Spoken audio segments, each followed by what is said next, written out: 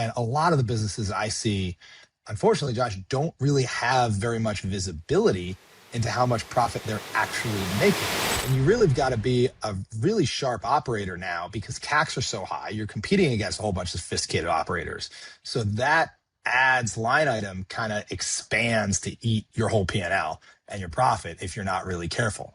And a lot of the businesses I see, unfortunately, Josh, don't really have very much visibility into how much profit they're actually making. They might be thinking, oh, I have a 2.8x ROAS or I have a 1.7x ROAS. Oh, 1.7x ROAS is good. I must be profitable. But they don't really go any further than that. And you go, well, a 1.7x revenue ROAS is a way to think about it. All those metrics are revenue ROAS. Well, you still got to take out of that the cost to make the product, the cost to ship the product, the cost to process the credit card, all that stuff. And you realize that, 1.7 ROAS, you're probably losing. And a lot of brands aren't thinking about it that way.